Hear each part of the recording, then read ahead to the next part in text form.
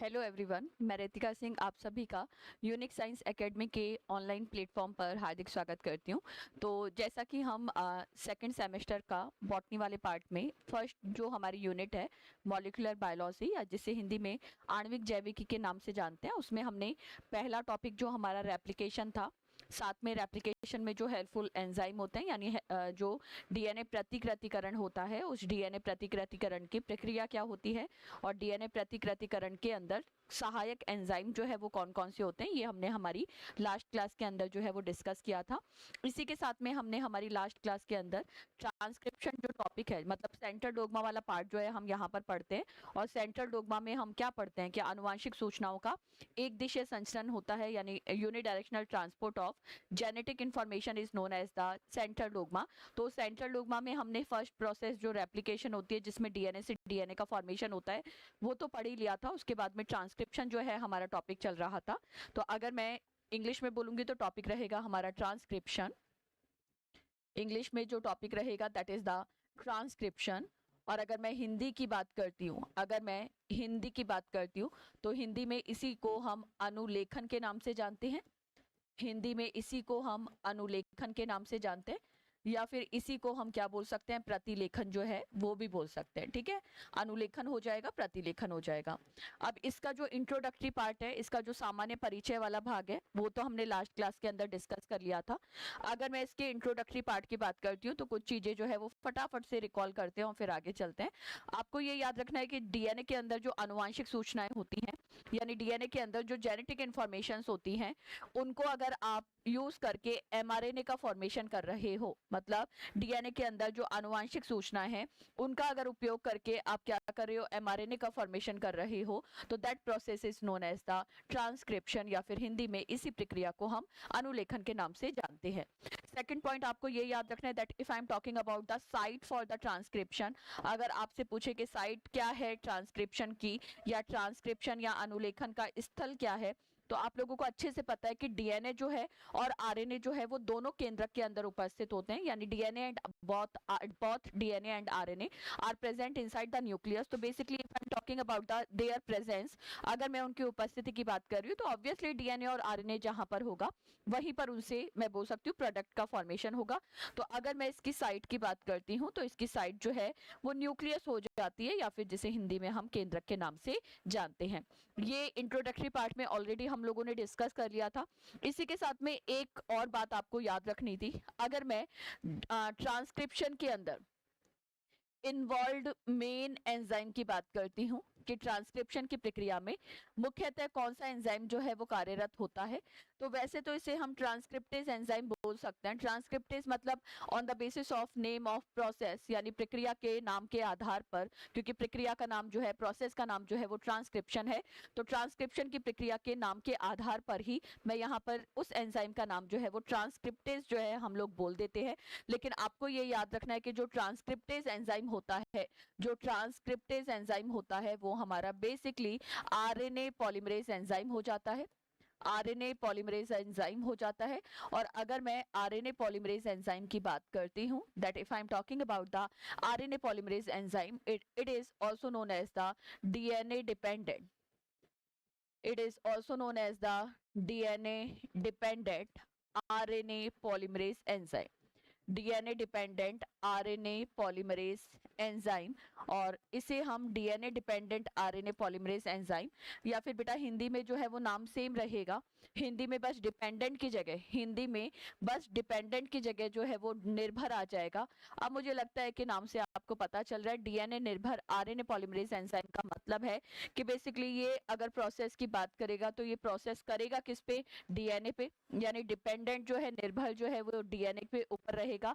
और डीएनए पर निर्भर रहकर डीएनए के अंदर जो इंफॉर्मेशंस है उनको बेटा आरएनए में, या फिर मैं बोल सकती हूँ राइबो न्यूक्लिक एसिड में क्या कर देगा, कन्वर्ट कर देगा। एक लास्ट पॉइंट और याद रखना था, अगर मैं इसकी प्रॉपरली डायरेक्शन की बात करती हूँ, अगर मैं प्रोसेस के डायरेक्शन की बात करूं या फिर मैं एंजाइम के डायरेक्शन की बात करूं कि ये एंजाइम जो है वो ये किस दिशा में कार्यरत रहता है, तो आपको ये याद रखना है कि properly if I am talking about the DNA dependent RNA polymerase enzyme, तो इसकी जो डायरेक्शन रहता है, इसकी जो दिशा रहती है वो रहती है आपकी 5 प्राइम टू 3 प्राइम। अब जब हमने रेप्लिकेशन पढ़ा था, when we discussed about the replication, DNA प्रतिकृतिकरण के बारे में जब हमने पढ़ा था, तो डीएनए प्रतिकृतिकरण की जो प्रक्रिया थी वो ट्रांसक्रिप्शन से थोड़ी अलग होती है। क्यों भाई? दोनों में काम तो डीएनए ही लिया जाता है, मतलब डीएनए रेप्लिकेशन होगा तो डीएनए रेप्लिकेशन या डीएनए प्रतिकृतिकरण का मतलब है डीएनए का यूज करेंगे और डीएनए का फॉर्मेशन कर देंगे। अगर मैं ट्रांसक्रिप्शन की बात करती हूँ तो ट्रांसक्रिप्शन प्रोसेस में भी यूज तो डीएनए किया जाएगा, यानी डीएनए को काम में लिया जाएगा, लेकिन वहां पर प्रोडक्ट की फॉर्म में आपके पास में आरएनए का क्या होता है? फॉर्मेशन होता है।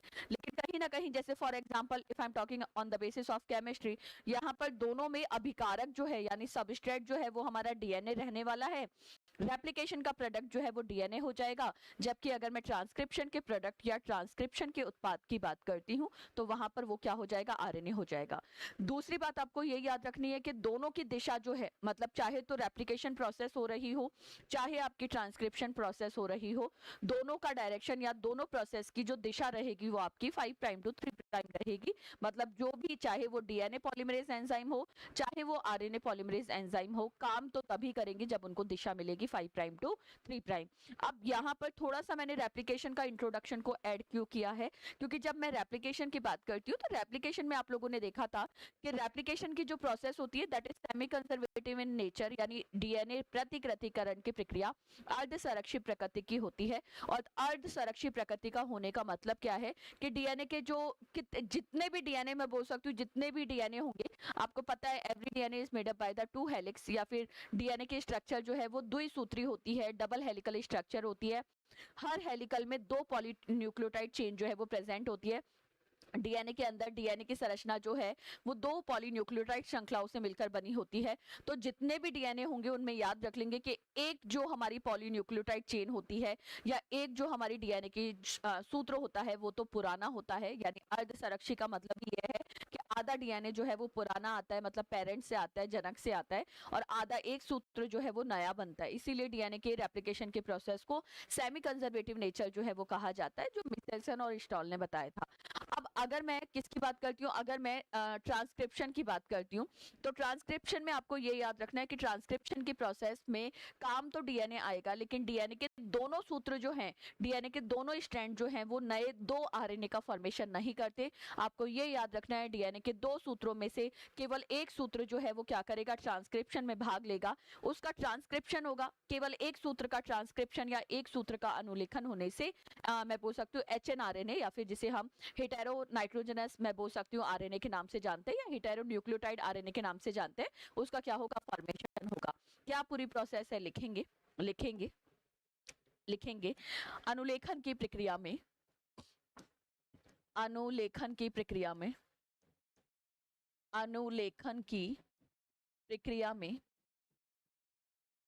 डीएनए का,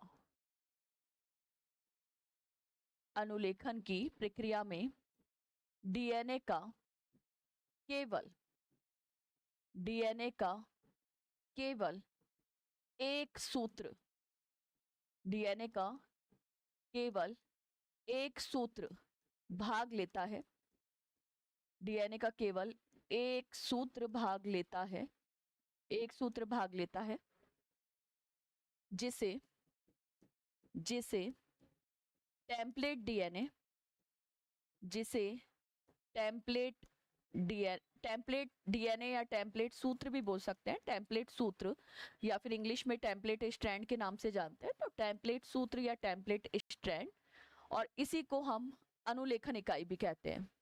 तो टेम्पलेट स्ट्रैंड या अनुलेखन इकाई कहलाता है, अनुलेखन इकाई कहलाता है, अनुलेखन इकाई कहलाता है।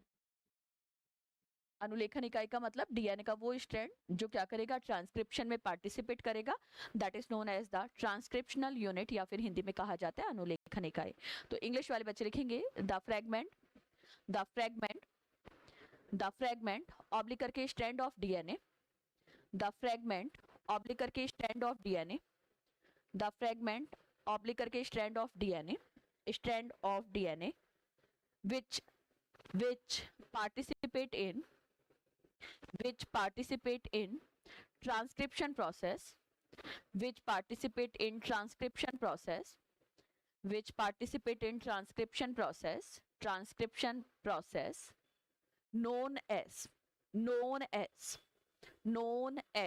template strand, known as template strand, oblique करके ट्रांसक्रिप्शनल यूनिट, ऑब्लिक करके ट्रांसक्रिप्शनल यूनिट।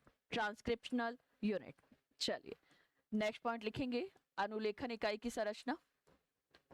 नेक्स्ट पॉइंट लिखेंगे अनुलेखन इकाई की संरचना, अनुलेखन इकाई की संरचना। इंग्लिश वाले बच्चे लिखेंगे structure of transcriptional unit. English में लिखेंगे स्ट्रक्चर ऑफ ट्रांसक्रिप्शनल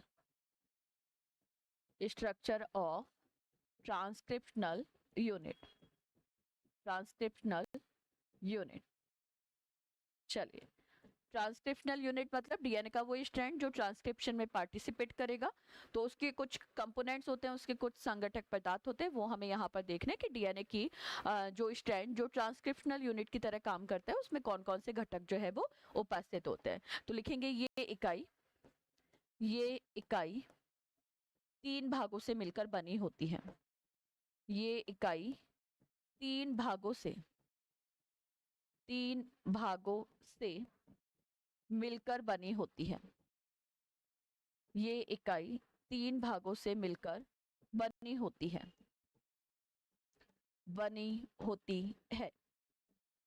इंग्लिश वाले बच्चे लिखेंगे transcriptional unit is made up by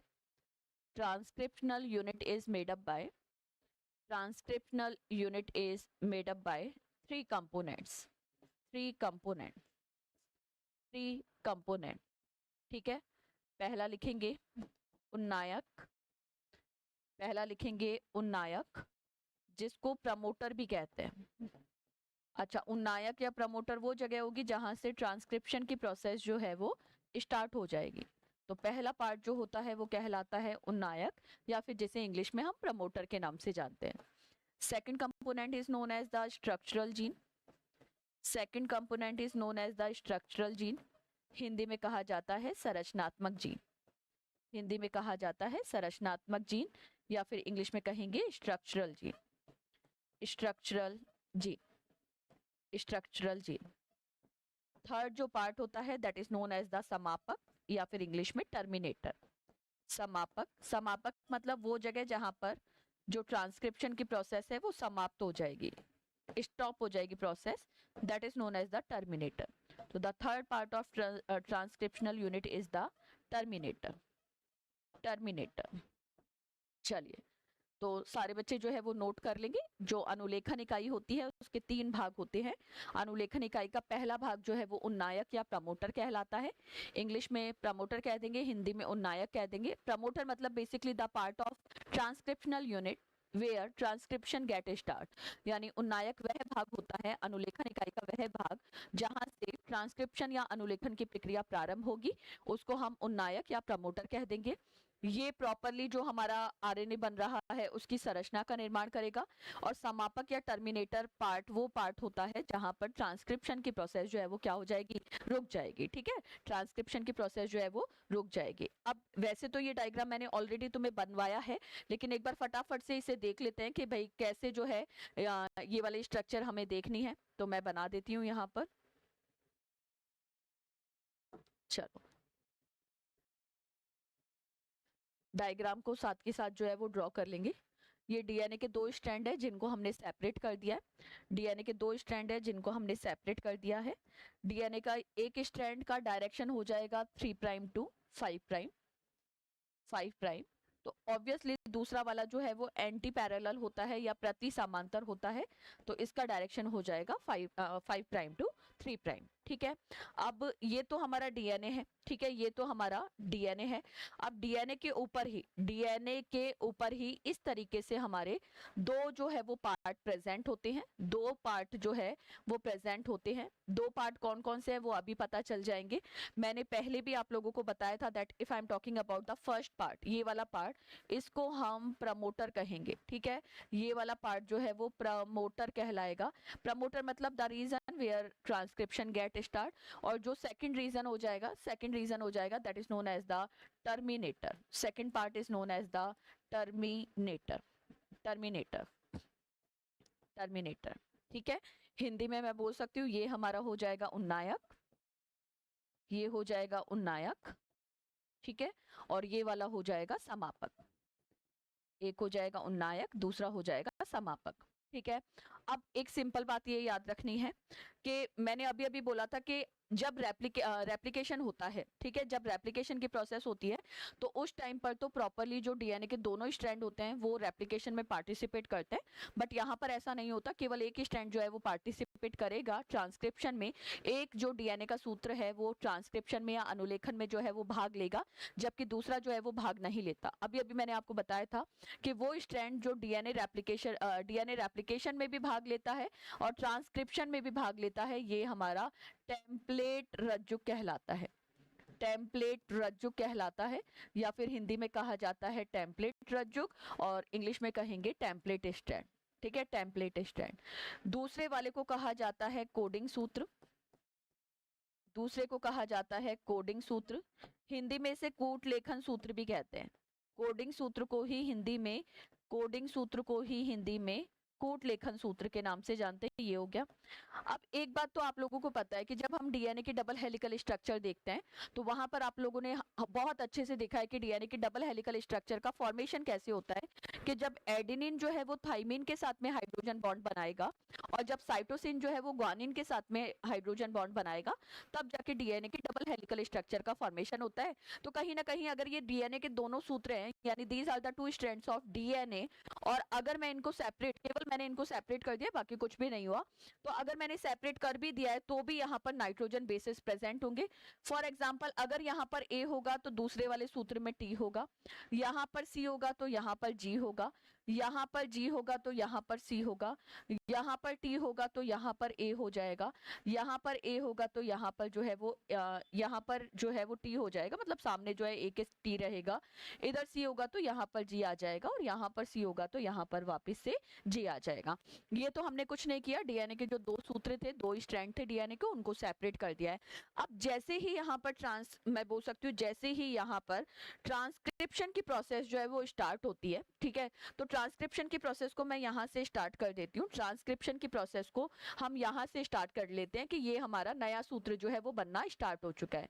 तो आपको ये याद रखना है कि अगर मैं इस नए सूत्र के डायरेक्शन की बात करती हूँ कि इस नए सूत्र का डायरेक्शन क्या है, तो आपको ये याद रखना है कि अगर ये यहाँ पर 3 प्राइम है तो यहाँ पर जो डायरेक्शन रहेगा वो 5 प्राइम रहेगा, और अपोजिट जो रहेगा वो 3 प्राइम रहेगा। एक बात तो ये याद रखनी है।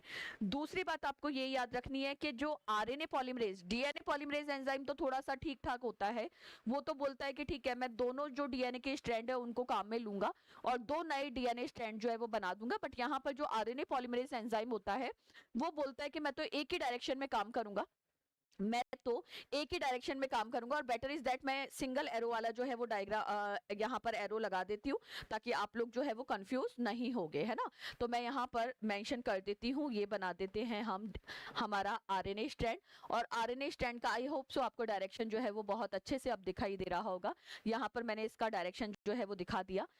सिंपल अगर मैं डायरेक्शन की बात करूं तो 3 प्राइम है तो अभी अभी मैंने बोला था यहाँ 5 प्राइम हो जाएगा, और यहाँ पर अगर 5 प्राइम है तो उसके नीचे जो है वो 3 प्राइम आ जाएगा। अपोजिट रहता है, एंटी पैरेलल रहता है। अब आपको ये याद रखना है कि टेम्पलेट स्ट्रैंड से जो एमआरएनए बनेगा या फिर जिसे हम एचएनआरएनए कहते हैं वो कॉम्प्लीमेंट्री फॉर्म में बनता है। कॉम्प्लीमेंट्री फॉर्म मतलब पूरक रूप से बनता है।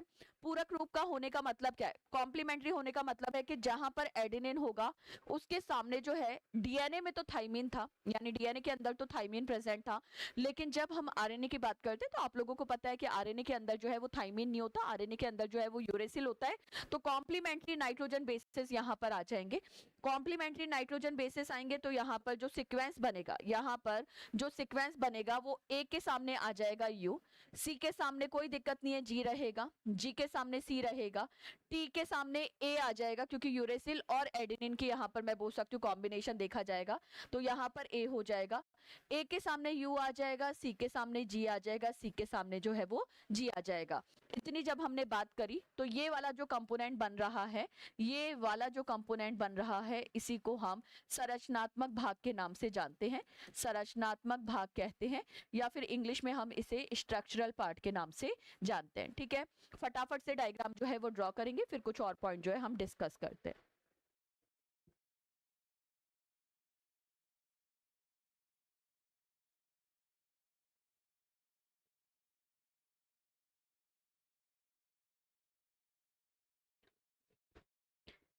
दो स्ट्रैंड हैं डीएनए के, एक को कहा जाता है टेम्पलेट स्ट्रैंड या फिर अनुलेखन इकाई भी इसी को कहते हैं, दूसरा जो है वो कोडिंग स्ट्रैंड कहलाता है। अच्छा, कोडिंग स्ट्रैंड क्यों कहलाता है वो अभी पता चल जाएगा आपको।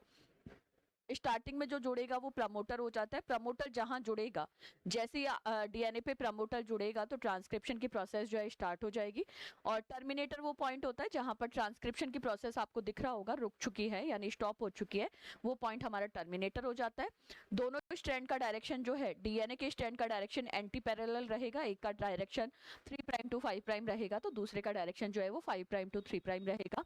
ऑब्वियसली जो टेम्पलेट स्ट्रैंड है उसका डायरेक्शन अगर 3 प्राइम टू 5 प्राइम है तो बनने वाले आरएनए का डायरेक्शन रहेगा 5 प्राइम टू 3 प्राइम, और मैंने आपको बोला था कि 5 प्राइम टू 3 prime is the direction where RNA polymerase get easily I can say work, जहां पर वो दिशा जहां पर आरएनए पॉलीमरेज आसानी से काम कर सकता है उसी दिशा को हम क्या बोलते हैं, 5 प्राइम टू 3 प्राइम। ठीक है, अब इतना तो आपने देख लिया होगा, एक बात और कर लेते हैं लास्ट और फिर चलते हैं आगे।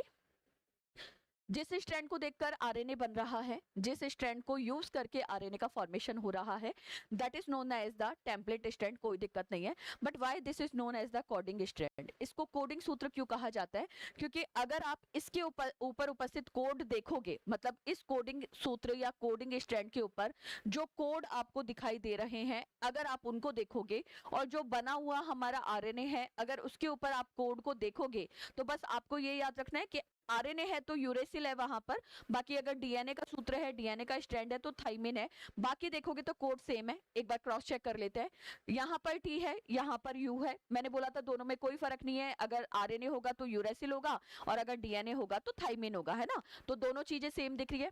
यहाँ जी है, यहाँ भी जी है, यहाँ सी है, यहाँ सी है, यहाँ ए है, यहाँ ए है, यहाँ यू है, यहाँ टी है, यहाँ पर जी है, यहाँ जी है, यहाँ जी है, यहाँ जी है, यानी बेसिकली जो हमारा आरएनए का सिंथेसिस होता है, आरएनए का जो निर्माण होता है उसके ऊपर उपस्थित कोड यानी उसके ऊपर जो कोड्स प्रेजेंट होते हैं that is similar to the coding strand code, यानी वो हमारे कोडिंग सूत्र के स्ट्रैंड से कैसे होते हैं, समान होते हैं। अब इतनी बातें आपने कर ली तो थोड़ा सा मैं प्रोसेस को और समझा देती हूँ और फिर चलते हैं आगे। आपको बेटा दो फैक्टर यहाँ पर याद रखने हैं, दो फैक्टर आपको याद रखने हैं, एक को कहा जाता है सिग्मा कारक, एक को कहा जाता है सिग्मा कारक या फिर सिग्मा कारक को इंग्लिश में सिग्मा फैक्टर जो है वो कह देंगे, सिंबल मैंने लगा ही दिया है सिग्मा फैक्टर। आपको ये याद रखना है कि जैसे ही सिग्मा फैक्टर प्रमोटर के साथ में आकर जुड़ता है या जैसे ही सिग्मा कारक जो है वो नायक पर आकर जुड़ता है तो आरएनए पॉलीमरेज एंजाइम जो है वो एक्टिव हो जाता है, यानी RNA polymerase enzyme become active when sigma factor get attached to the I can say promoter. जैसे आरएनए पॉलीमरेज जो है वो एक्टिव हो जाएगा तो आरएनए का सिंथेसिस करेगा। टर्मिनेटर पे पहुंचने के बाद में, टर्मिनेटर पर पहुंचने के बाद में एक और फैक्टर होता है जिसे हम रो फैक्टर के नाम से जानते हैं, रो फैक्टर या हिंदी में कहेंगे रो कारक। ये रो कारक जैसे ही टर्मिनेटर के साथ में जुड़ता है तो रो कारक के टर्मिनेटर के साथ में जुड़ते ही जो आरएनए पॉलीमरेज एंजाइम होता है वो निष्क्रिय हो जाता है, यानी when rho factor get attached to the terminator हमारा जो मैं बोल सकती हूँ आरएनए पॉलीमरेज एंजाइम है दैट बिकम इनएक्टिव, और जैसे ही आरएनए पॉलीमरेज इनएक्टिव होगा तो वहीं पर ट्रांसक्रिप्शन की प्रोसेस जो है वो क्या हो जाएगी, स्टॉप हो जाएगी। तो इतनी जब हमने बातें करी तो लिखेंगे नेक्स्ट पॉइंट लिखेंगे, इनको डिटेल में देख लेते हैं। पहला लिखेंगे क्या, तो लिखेंगे पहले लिख लेंगे अनुलेखन की प्रक्रिया, अनुलेखन की प्रक्रिया। इंग्लिश वाले बच्चे लिखेंगे प्रोसेस ऑफ ट्रांसक्रिप्शन, अनुलेखन की प्रक्रिया। इंग्लिश वाले बच्चे लिखेंगे process of transcription, process of transcription, process of transcription, process of transcription. ठीक है, चलो पहला लिखेंगे इसमें इनिशिएशन। पहला जो स्टेप है that is known as the initiation, Hindi में कहा जाता है प्रारंभन। प्रारंभन, प्रारंभन या इनिशिएशन। चलिए इसमें लिखेंगे अनुलेखन की प्रक्रिया। अनुलेखन की प्रक्रिया, अनुलेखन की प्रक्रिया जिस स्थल से, अनुलेखन की प्रक्रिया जिस स्थल से, जिस स्थल से प्रारंभ होती है, जिस स्थल से प्रारंभ होती है, प्रारंभ होती है, उसे उसे प्रारंभन स्थल, उसे प्रारंभन स्थल या इंग्लिश में इनिशिएशन साइट कहा जाता है। उसे प्रारंभन स्थल या इंग्लिश में इनिशिएशन साइट कहा जाता है। इनिशिएशन साइट कहा जाता है, इनिशिएशन साइट कहा जाता है। ठीक है, इंग्लिश वाले बच्चे लिखेंगे the site of DNA, the site of DNA, the site of DNA where transcription process get start, the site of DNA where transcription get start, where transcription get start, known as, where transcription get start, known as initiation site, known as initiation site। चलिए next point लिखेंगे प्रारंभन स्थल से पहले, प्रारंभन स्थल से पहले, प्रारंभन स्थल से पहले प्रमोटर, प्रमोटर या जिसे हिंदी में उन्नायक भी कहते हैं, तो प्रारंभन स्थल से पहले उन्नायक उपस्थित होता है, उन्नायक उपस्थित होता है, उन्नायक उपस्थित होता है जो 20 से 200, जो 20 से 200 न्यूक्लियोटाइडो, जो 20 से 200 न्यूक्लियोटाइडो से मिलकर बना होता है, मिलकर बना होता है, मिलकर बना होता है।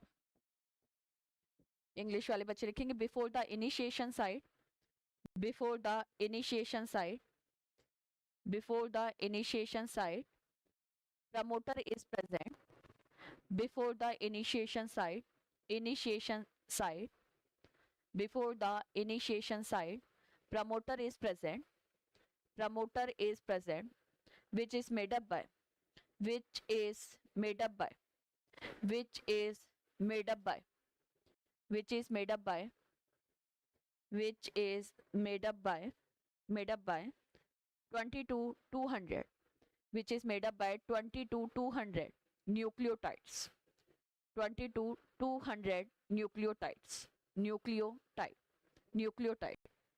चलिए नेक्स्ट पॉइंट लिखेंगे सजीवों में, सजीवों में, सजीवों में दो प्रकार के, दो प्रकार के, दो प्रकार के प्रारंभन स्थल, दो प्रकार के प्रारंभन स्थल उपस्थित होते हैं। सजीवों में दो प्रकार के प्रारंभन स्थल उपस्थित होते हैं, उपस्थित होते हैं। ठीक है, प्रारंभन स्थल भी बोल सकते हैं या उन्नायक स्थल भी बोल सकते हैं, एक ही बात है जहां से प्रोसेस स्टार्ट होगी, है ना। तो प्रारंभन स्थल या फिर प्रमोटर स्थल उपस्थित होते हैं, प्रमोटर स्थल उपस्थित होते हैं। इंग्लिश वाले बच्चे लिखेंगे in living organism, in living organism, in living organism, living organism, two type of initiation site, two type of initiation site, two type of initiation site oblique करके promoter site, two type of initiation site oblique करके promoter site is presence, promoter site is present, two type of initiation site या promoter site is present. कौन कौन सी दो site होती है वो देख लेते हैं. पहले को कहा जाता है TT GACA स्थल, TTGACA स्थल. इंग्लिश वाले बच्चे सेम लिख लेंगे TTGA. TT मतलब थाइमिन, ग्वानिन, एडेनिन, साइटोसिन और वापस से एडेनिन, है ना. तो TTGACA साइट, TTGACA साइट. ठीक है, चलो लिखेंगे. यह प्रथम, यह प्रथम प्रमोटर स्थल होता है, यह प्रथम प्रमोटर स्थल होता है, यह प्रथम प्रमोटर स्थल होता है. It is the first, it is the first, it is the first, it is the first promoter site, it is the first promoter site. चलिए लिखेंगे इस स्थल से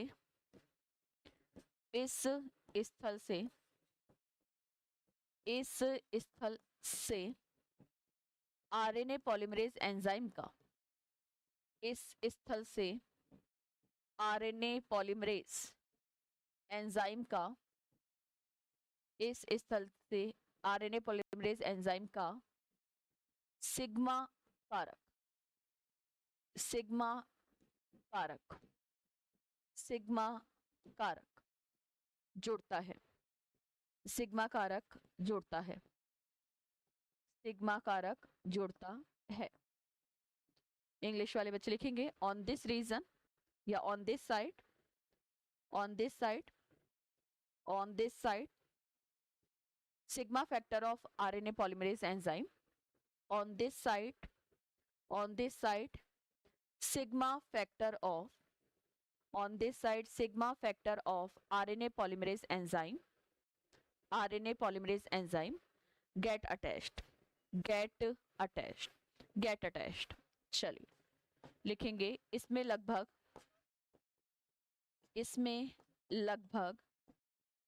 35 न्यूक्लियोटाइड, इसमें लगभग 35 न्यूक्लियोटाइड, इस पॉइंट की बात करें, इस साइट की बात करें तो 35 न्यूक्लियोटाइड उपस्थित होते हैं, 35 न्यूक्लियोटाइड उपस्थित होते हैं, 35 न्यूक्लियोटाइड उपस्थित होते हैं. This site contain approximate, this site contain approximate 35 nucleotides, this site contain approximate 35 nucleotides. और एक पॉइंट और लिख लेंगे, एक पॉइंट और लिख लेंगे, इसे एक पॉइंट और लिख लेंगे, इसे पहचान स्थल, इसे पहचान स्थल, पहचान स्थल मतलब वो जगह जहां से पता चल जाएगा कि हाँ अब आपको अनुलेखन या ट्रांसक्रिप्शन स्टार्ट करना है, तो इसे पहचान स्थल या रिकॉग्नाइजेशन साइट भी कहा जाता है, भी कहा जाता है, भी कहा जाता है. TTGACA जो साइट है ये वो साइट होती है जहां पर सिग्मा फैक्टर आके जुड़ जाएगा आरएनए पॉलीमरेज एंजाइम का. जैसे आरएनए पॉलीमरेज एंजाइम का सिग्मा फैक्टर इस साइट से आकर जुड़ेगा तो आरएनए पॉलीमरेज जो है वो एक्टिव हो जाएगा. बेसिकली अगर मैं इस साइट की बात करती हूँ तो ये साइट जो है वो TTGACA, तो इसका शॉर्ट नाम है। लेकिन ओवरऑल अगर मैं इसमें नंबर ऑफ न्यूक्लियोटाइड देखती हूँ, यानी कुल न्यूक्लियोटाइडों की संख्या देखती हूँ, तो यहाँ पर कुल न्यूक्लियोटाइडों की संख्या होती है 35, और 35 न्यूक्लियोटाइड से मिलकर हमारा ये साइट जो है वो बनी होती है। दूसरी बात, इसी साइट को हम क्या बोलते हैं, इसी साइट को हम मैं बोल सकती हूँ रिकॉग्नाइजेशन साइट जो है वो भी कहते हैं, रिकॉग्नाइजेशन साइट भी कहते हैं। और रिकॉग्नाइजेशन साइट मतलब इसको पहचान लिया जाएगा आरएनए पॉलीमरेज एंजाइम के द्वारा, और जब आरएनए पॉलीमरेज एंजाइम इसे पहचान लेगा, इसके साथ अपना सिग्मा फैक्टर जोड़ देगा, तो जैसे ही सिग्मा फैक्टर जुड़ेगा तो वहां पर ट्रांसक्रिप्शन की प्रोसेस जो है वो स्टार्ट हो जाएगी। तो बेसिकली आई कैन से कि हाँ, मुझे एक हिंट मिल जाएगा इसे देखकर, या फिर नॉर्मली हम सेल के अंदर बात कर रहे हैं तो वहां पर एक हिंट मिल जाएगा, जैसे ही वहां पर ये TTGACA बॉक्स दिखेगा या फिर TTGACA साइट दिखेगी, वैसे ही पता चल जाएगा कि अब आपको ट्रांसक्रिप्शन जो है वो क्या करना है, स्टार्ट करना है। तो इंग्लिश वाले बच्चे लिखेंगे, इंग्लिश वाले बच्चे लिखेंगे, इंग्लिश वाले बच्चे लिखेंगे, it is also known as the it is also known as the it is also known as the recognition it is also known as the recognition sequence, recognition sequence, it is also known as the recognition sequence, sequence भी बोल सकते हैं, site भी बोल सकते हैं। चलो, ये तो हो गया पहला, ये तो हो गया पहला, पहली साइट। दूसरा लिखेंगे प्रिन्बो बॉक्स, दूसरा लिखेंगे प्रिन्बो बॉक्स, प्रिन्बो बॉक्स जिसे टाटा बॉक्स भी कहते हैं, ठीक है, जिसे टाटा बॉक्स भी कहते हैं। तो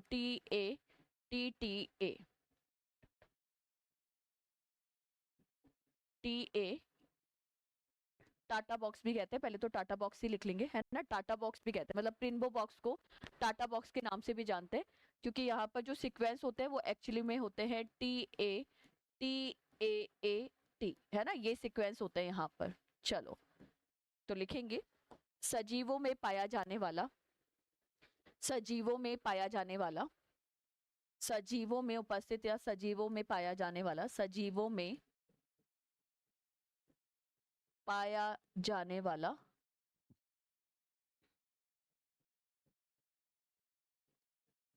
दूसरा, दूसरा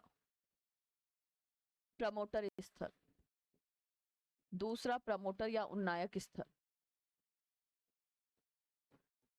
दूसरा प्रमोटर स्थल या फिर उन्नायक स्थल, दूसरा प्रमोटर स्थल या उन्नायक स्थल, उन्नायक स्थल, ठीक है। इंग्लिश वाले बच्चे लिखेंगे second type of promoter site, second type of promoter site, second type of promoter site which is present in, second type of promoter site which is present in living organism, living organism, living organism, ठीक है। इसे TATA box कहते हैं, हिंदी वाले बच्चे बेटा TATA box ही लिखेंगे, TATA और फिर बॉक्स लिख देना, ठीक है। चलो, इस स्थल से, इस स्थल से, इस स्थल से आरएनए पॉलीमरेज एंजाइम जुड़ता है, इस स्थल से आरएनए पॉलीमरेज एंजाइम जुड़ता है, आरएनए पॉलीमरेज एंजाइम जुड़ता है, जुड़ता है। ऑब्वियसली आरएनए पॉलीमरेज को तो जोड़ना पड़ेगा, क्योंकि ट्रांसक्रिप्शन स्टार्ट करना है तो आपको आरएनए पॉलीमरेज एंजाइम जो है वो जोड़ना पड़ेगा। तो इंग्लिश वाले बच्चे लिखेंगे on this side, on this side, on this side RNA polymerase enzyme get attached, on this side RNA polymerase enzyme get attached, RNA polymerase enzyme get attached, जिसके फलस्वरूप, जिसके फलस्वरूप, जिसके फलस्वरूप अनुलेखन की प्रक्रिया, जिसके फलस्वरूप अनुलेखन की प्रक्रिया,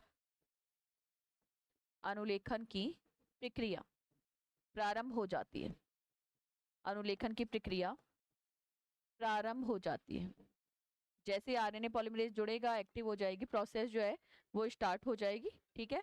तो अनुलेखन की प्रक्रिया प्रारंभ हो जाती है, अनुलेखन की प्रक्रिया प्रारंभ हो जाती है, प्रारंभ हो जाती है।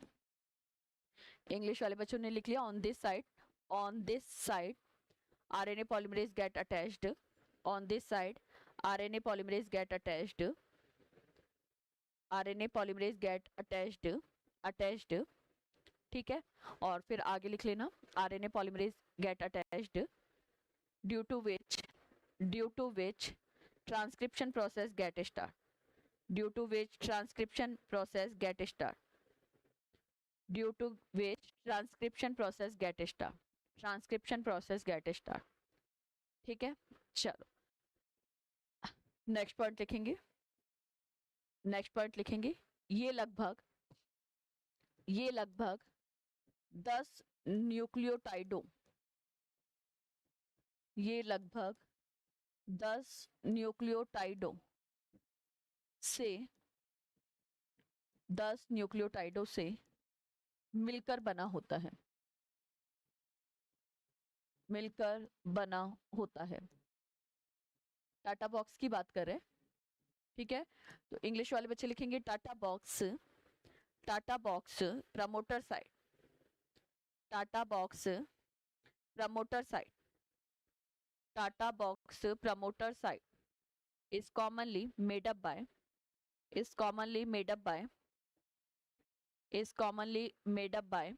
up by 10 nucleotides, 10 nucleotides, 10 nucleotides। चलो अब प्रारंभन में होता क्या है, तो लिखेंगे सिग्मा कारक, सिग्मा कारक, सिग्मा कारक प्रारंभन स्थल, प्रारंभन स्थल की पहचान करके, प्रारंभन स्थल की पहचान करके, पहचान करके उन्नायक यानी प्रमोटर के साथ जुड़ जाता है, उन्नायक या प्रमोटर के साथ, उन्नायक या प्रमोटर के साथ जुड़ जाता है, प्रमोटर के साथ जुड़ जाता है, जुड़ जाता है। इंग्लिश वाले बच्चे लिखेंगे sigma factor recognise the,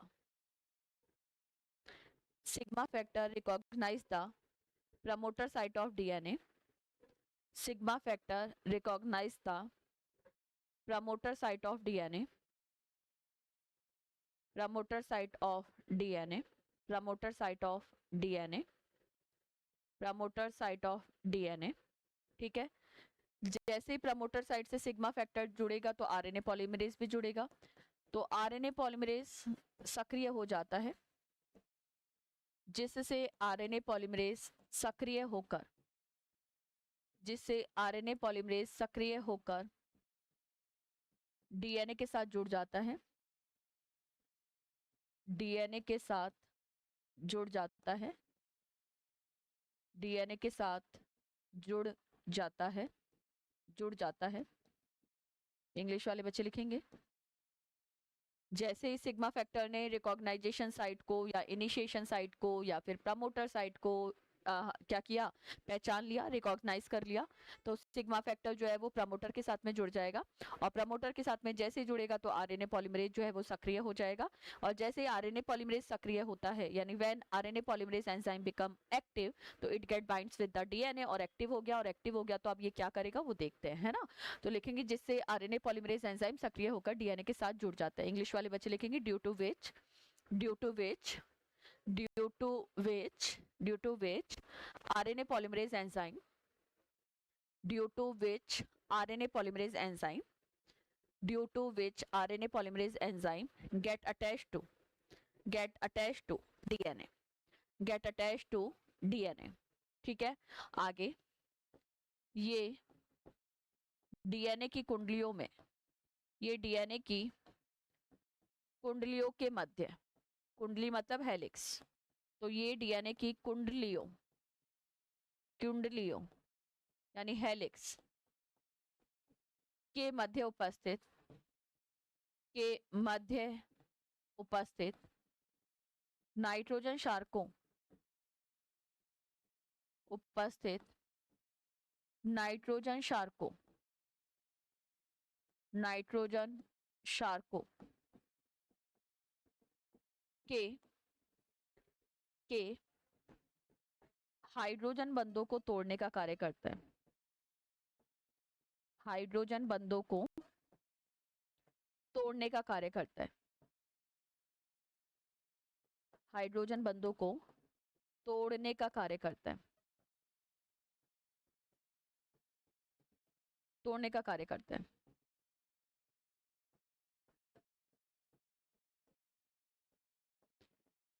English वाले बच्चे लिखेंगे RNA polymerase, RNA polymerase, RNA polymerase, RNA polymerase get attached to DNA, RNA polymerase get attached to DNA and break the and break the and break the hydrogen bonds and break the hydrogen bonds and break the hydrogen bonds which are present between and break the hydrogen bond which are present between nitrogen bases of which are present between nitrogen bases of DNA helix, DNA helix, DNA helix। क्या मतलब है इधर देख लेंगे। अभी थोड़ी देर पहले ही मैंने आपको बताया था, थोड़ी देर पहले हमने देखा था कि मान लेते हैं this is one strand of DNA, this is another one strand of DNA. DNA के नॉर्मली मैं बोल सकती हूँ दो डायरेक्शन हो जाएंगे, एक का आ जाएगा 3 प्राइम, दूसरे का 5 प्राइम। 3 प्राइम वाला 5 प्राइम पर एंड होगा और 5 प्राइम वाला 3 प्राइम पर। अब मैंने आपको बोला था कि for example this is the ए, तो यहाँ पर सामने टी होगा, यहाँ सी है तो यहाँ जी होगा, यहाँ जी है तो यहाँ सी होगा, यहाँ टी है तो यहाँ ए होगा, यहाँ ए है तो यहाँ टी होगा, यहाँ सी है तो यहाँ जी होगा। अब आप लोगों को सबको पता है कि basically if I am talking about the structure of DNA, DNA की स्ट्रक्चर जो है वो द्विसूत्री होती है। द्विसूत्री स्ट्रक्चर का होने का मतलब क्या है? द्विसूत्री का मतलब ही ये है कि डबल हेलिकल स्ट्रक्चर मतलब स्टेयर लाइक स्ट्रक्चर होती है। ए और टी जो होते हैं, ए और टी जो होते हैं, आई होप सो आपको कलर जो है वो विजिबल है। मैं दूसरा कलर यहाँ पर ले लेती हूँ, बेटर रहेगा। Basically if I am talking about the A and T के बीच में 2 हाइड्रोजन बॉन्ड प्रेजेंट होते हैं, जबकि सी और जी, साइटोसिन और ग्वानिन के बीच में 3 हाइड्रोजन बॉन्ड प्रेजेंट होते हैं। तो ये मैं 2 बना दिया, यहाँ पर वापस से मैंने 3 हाइड्रोजन बॉन्ड बना दिए, यहाँ पर मैंने 2 हाइड्रोजन बॉन्ड बना दिए, यहाँ पर भी 2 हाइड्रोजन बॉन्ड बना दिए, यहाँ पर हमने 3 हाइड्रोजन बॉन्ड जो है वो बना दिए। अब अभी तो ये स्ट्रक्चर जो है वो डीएनए की है। जब ये स्ट्रक्चर डीएनए से मैं बोल सकती हूँ आरएनए का फॉर्मेशन करेगी, यानी डीएनए से आपको अगर आरएनए बनाना है, ट्रांसक्रिप्शन करना है, तो पहले आपको ये डीएनए के डबल हेलिकल स्ट्रक्चर को तोड़ना पड़ेगा, डीएनए की द्विसूत्री संरचना को तोड़ना पड़ेगा। कुछ नहीं हुआ, डीएनए का जो प्रमोटर साइट है वो ऑब्वियसली यहाँ पर होगी, सारे बच्चे ध्यान देंगे। डीएनए की प्रमोटर साइट जो है वो यहाँ पर होगी, ये रही प्रमोटर साइट, मैं यहाँ बना देती हूँ, this is the promoter site. ये बना दी हमने प्रमोटर साइट। तो जैसे प्रमोटर साइट यहाँ पर मैं बोलूंगी सिग्मा फैक्टर जुड़ेगा, आरएनए पॉलीमरेज एक्टिव हो जाएगा। आरएनए पॉलीमरेज एक्टिव होते ही उसका पहला काम है कि ये जो हाइड्रोजन बॉन्ड है इनको तोड़ो, क्योंकि जब तक आप डीएनए के डबल हेलिकल स्ट्रक्चर को नहीं तोड़ोगे तो डीएनए के दोनों स्ट्रैंड अलग अलग नहीं होंगे, और जब तक डीएनए के दोनों स्ट्रैंड अलग अलग नहीं होंगे तो डीएनए टेम्पलेट की तरह, या फिर मैं बोल सकती हूँ कि अनुलेखन इकाई के लिए टेम्पलेट या फिर अनुलेखन इकाई के लिए नक्शे की तरह काम नहीं कर सकता। तो आरएनए पॉलीमरेज एंजाइम का काम यही होता है। ठीक है, चलो इतनी जब आपने बात करी तो सेकंड पॉइंट और देख लेते हैं, सेकंड पॉइंट और देख लेते हैं। इसमें नेक्स्ट पॉइंट लिखेंगे, नेक्स्ट पॉइंट लिखेंगे टेम्पलेट रज्जुक, टेम्पलेट रज्जुक की दिशा, टेम्पलेट रज्जुक की दिशा,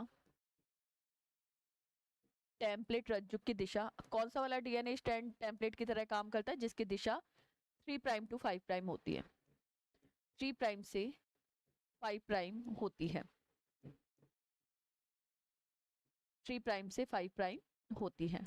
the direction of template strand, the direction of template strand, the direction of template strand is from 3 prime to 5 prime, is from 3 prime to 5 prime, is from 3 prime to 5 prime, तथा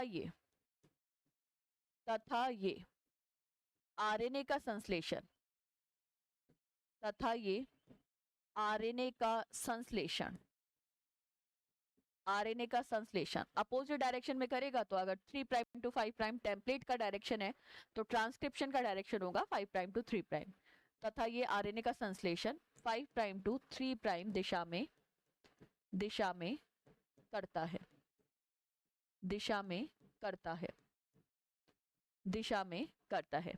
English वाले बच्चे लिखेंगे it synthesise the RNA, it synthesise the RNA, it synthesize the RNA, synthesize the RNA in 5 prime to 3 prime direction, in 5 prime to 3 prime direction, 5 prime to 3 prime direction। चलो पहला यहाँ पर हमारा point पूरा होता है, अर्थात मैं ये बोल सकती हूँ शॉर्ट एंड स्वीट, अर्थात अर्थात अर्थात आरएनए पॉलीमरेज एंजाइम के, अर्थात आरएनए पॉलीमरेज एंजाइम के, आरएनए पॉलीमरेज एंजाइम के प्रमोटर स्थल पर जुड़ने से, प्रमोटर स्थल पर, प्रमोटर स्थल पर जुड़ने से, प्रमोटर स्थल पर जुड़ने से अनुलेखन की प्रक्रिया का, प्रमोटर स्थल पर जुड़ने से अनुलेखन प्रक्रिया का, अनुलेखन प्रक्रिया का प्रारंभन, अनुलेखन प्रक्रिया का प्रारंभन यानी इनिशिएशन, अनुलेखन प्रक्रिया का प्रारंभन यानी इनिशिएशन हो जाता है, इनिशिएशन हो जाता है, प्रारंभन हो जाता है।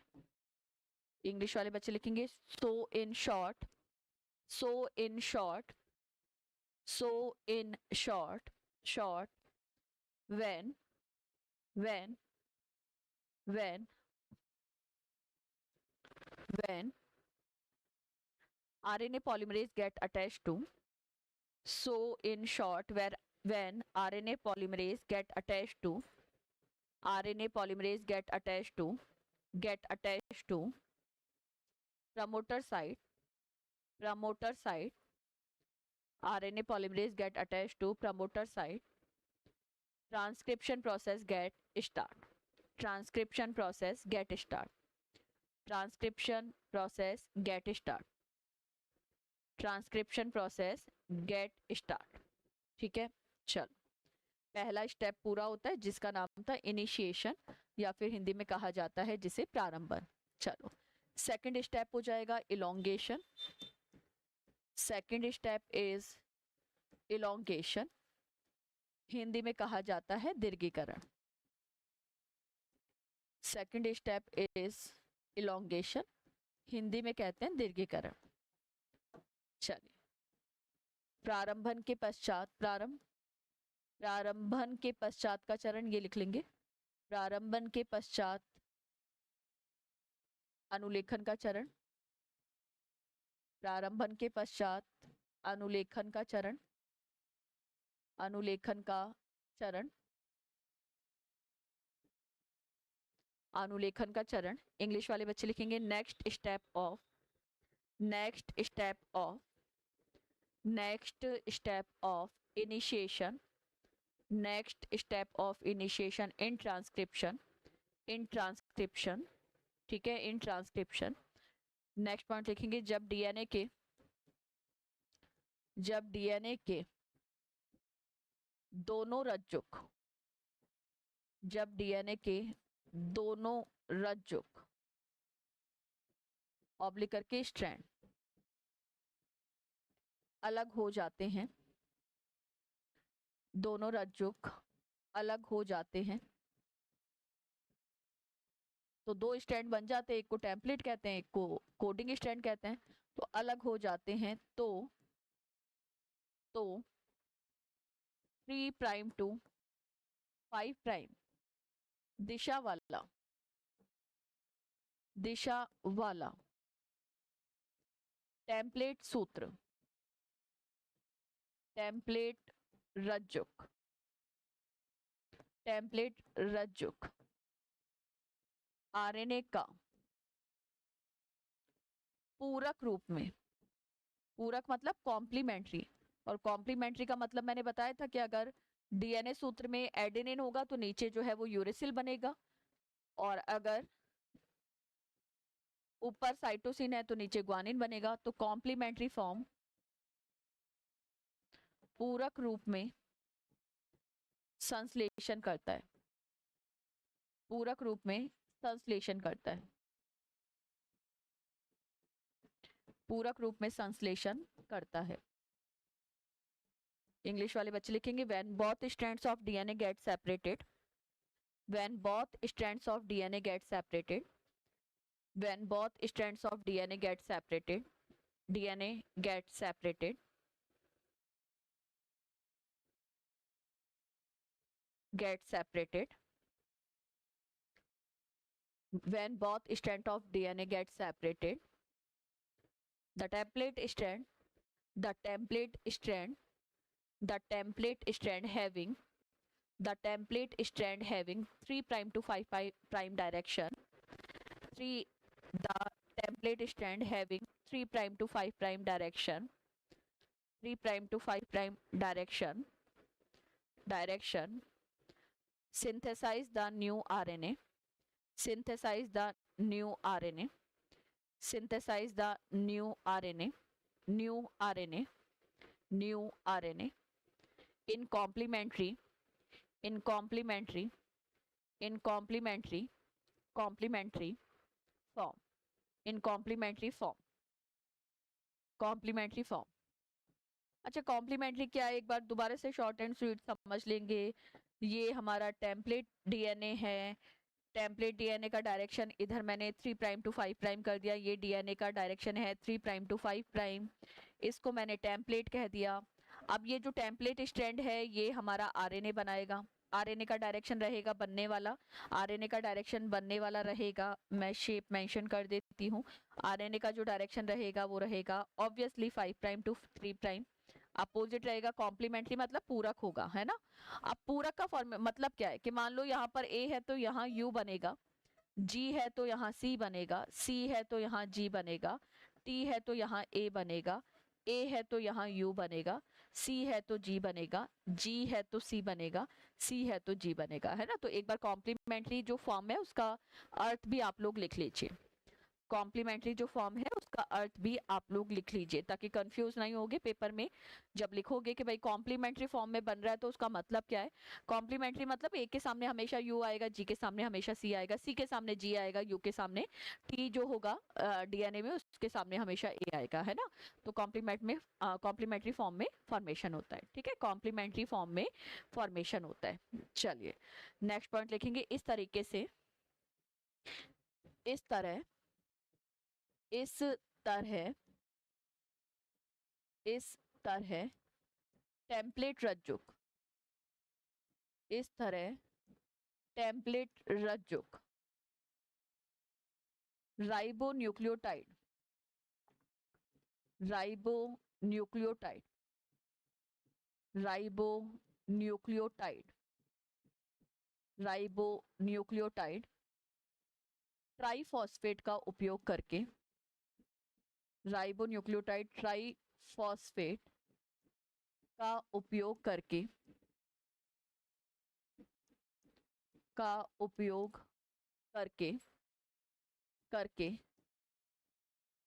पूरक, पूरक, पूरक मतलब कॉम्प्लीमेंट्री आरएनए सूत्र का, आरएनए सूत्र का संश्लेषण करता है, आरएनए सूत्र का संश्लेषण करता है, संश्लेषण करता है। इंग्लिश वाले बच्चे लिखेंगे template stand uses the, template stand uses the, template stand uses the ribonucleotide triphosphate, ribonucleotide triphosphate, ribonucleotide triphosphate, ribonucleotide triphosphate, ribonucleotide triphosphate and synthesize the complementary and synthesize the complementary and synthesize the complementary RNA, synthesize the complementary RNA। ठीक है, last point लिख लेंगे आज का, ribonucleotide triphosphate, ribonucleotide triphosphate, triphosphate निम्न प्रकार के होते हैं। राइबोन्यूक्लियोटाइड ट्राइफॉस्फेट निम्न प्रकार के होते हैं, निम्न प्रकार के होते हैं। इंग्लिश वाले बच्चे लिखेंगे ribonucleotide triphosphate is of, ribonucleotide triphosphate is of following type, is of following type, is of following type, following type. पहला एटीपी एडिनोसिन ट्राइफॉस्फेट, दूसरा जीटीपी ग्वानोसिन ट्राइफॉस्फेट, तीसरा सीटीपी साइटोसिन ट्राइफॉस्फेट, और फिर थाइमीन तो होता नहीं है, यहाँ पर यूरेसिल होता है तो यूटीपी, यूटीपी। ठीक है, पहला एडिनोसिन ट्राइफॉस्फेट, दूसरा guanosine triphosphate, cytidine triphosphate, uridine triphosphate, ATP, GTP, CTP और यूटीपी। इनका यूज किया जाएगा और इनका यूज करेगा डीएनए टेम्पलेट, डीएनए टेम्पलेट इनका यूज करेगा और फिर वहां पर बनाएगा कॉम्प्लीमेंट्री आरएनए।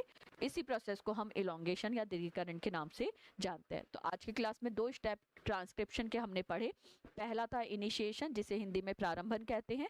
प्रारंभन में कुछ नहीं होगा, आरएनए पॉलीमरेज एंजाइम एक्टिव होगा, आरएनए पॉलीमरेज एंजाइम के एक्टिव होते ही ट्रांसक्रिप्शन की प्रोसेस स्टार्ट हो जाएगी। सेकंड स्टेप में हमने इलोंगेशन देखा। इलोंगेशन में होगा क्या कि डीएनए का जब दोनों स्ट्रैंड, दोनों सूत्र अलग अलग हो जाएंगे तो जो टेम्पलेट स्ट्रैंड होगा वो कॉम्प्लीमेंट्री फॉर्म में आरएनए का सिंथेसिस करता है।